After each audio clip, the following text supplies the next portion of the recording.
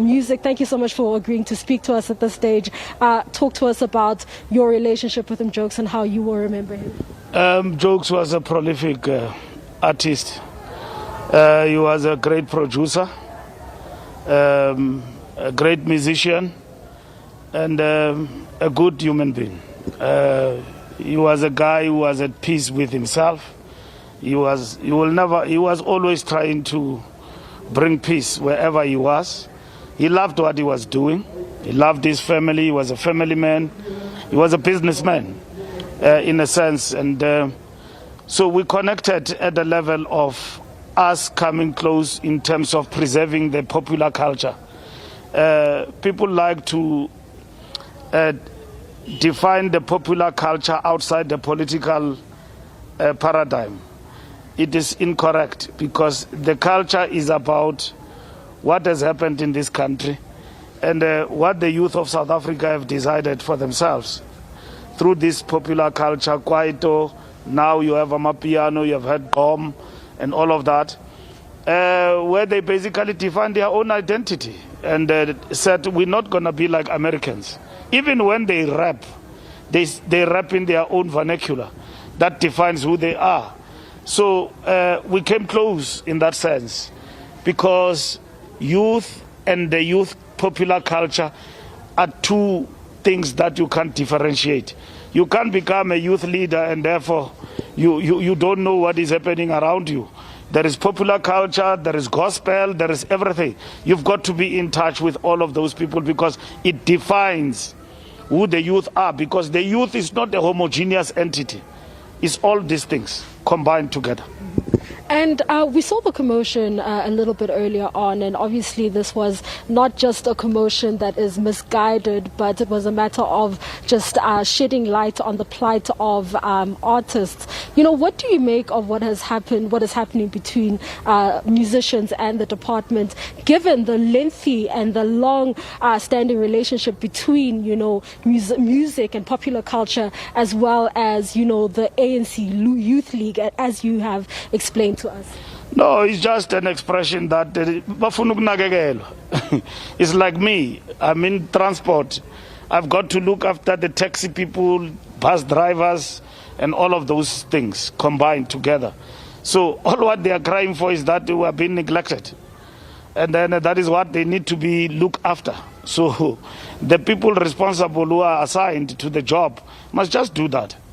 And they must not be amiss, and they must be ever present.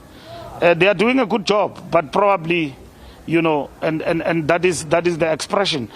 Artists have got all sorts of demands that they have, which will not be resolved mainly by government. But government can resolve a lot of things in terms of the law to basically affirm them. For instance, the rights in terms of their music, at SABC and all other platforms. How do you intervene that to make it a point that benefits them? In an era where you talk about the pandemic and they are unable to have concerts and all of those things, so they must benefit one way or the other through other means. So they want that. That's what they want. So it's just an expression that we are unhappy about something that we are not being taken care of, or either we are being taken care of but we can't see you. It happens everywhere. It happens everywhere. It happens in transport. It happens everywhere. And the cry of the ANC about the people-centered society is about making it a point that we are forever present in all the things that our people are crying about. It can be artists, soccer players, it can be in business. Black business might be unhappy today because of this and that. So we've got to be there.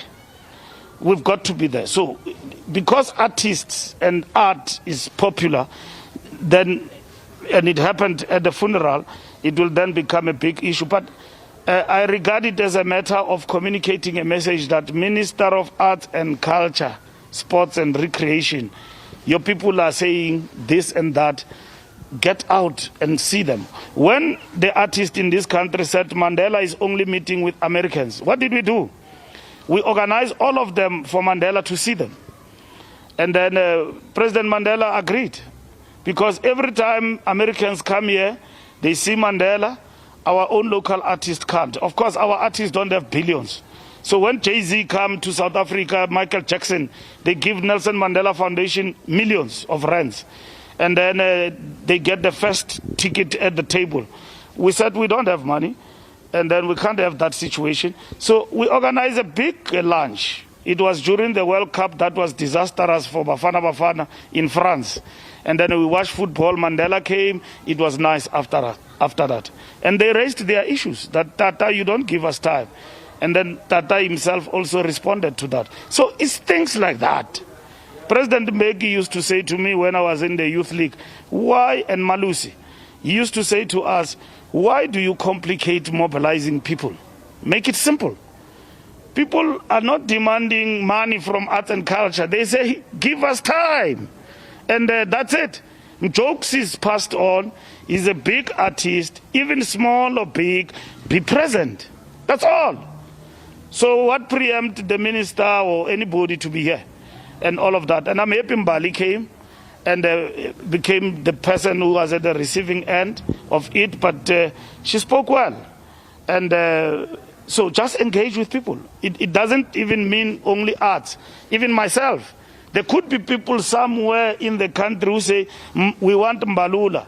There is a big strike, Epai. People fighting over TESA, labor issues. They want me there. I must be there. Let us learn one thing and one thing only, to be present.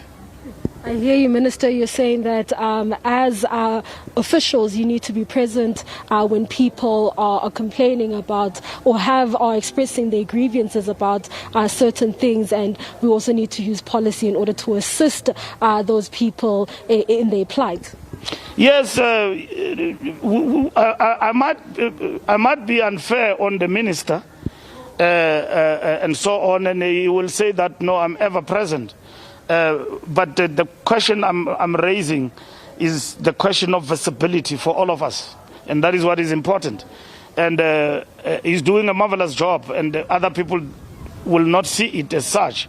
And I think it is important. I'm addressing the principle here of not keeping a social distance with what we do. We've got to be ever present and do things that address the interest of the people, and that is what is important. Thank you so much for agreeing to speak to us. It's been a pleasure speaking to you yet again. There you have it. That was Minister of Transport, Fikile Mbalula, just speaking to us about, his memories and how he will remember Mjokes, as well as some of the issues that were raised during the ceremony today. We understand that artists are still crying out to the Department of Arts and Culture to assist in their plight, given that they were unable to perform during the various lockdowns, and essentially it's been quite difficult. It's been a difficult period for them because they've been unable to earn an income, essentially because they rely on concerts and people gathering in order to earn an income of sorts. Right now, the procession is on its way to West Park Cemetery. However, we will not be making our way there. As you know, according to COVID regulations, only family members and a very limited number of people are allowed at the graveside. But family members, some people who are here to pay their last respects, are being directed to the family home where they will be taken care of, and the process will, the ceremony will continue. From us here in Soweto, it's back to you in studio, and it's a goodbye from us. Yeah, thank you very much indeed, Mbalula Mtetwa. They're live for us in Soweto. Great interviews. They're getting us some sound history lessons as well with regards to kwaito, how it originated. Oskido talking about cassettes. I dare you folks at home to ask your kids now what a cassette is. Great times, great era. Thank you very much indeed to Emmanuel Mjokes Matsane there and the team. Let's take a quick break, get you more news at the top of the hour.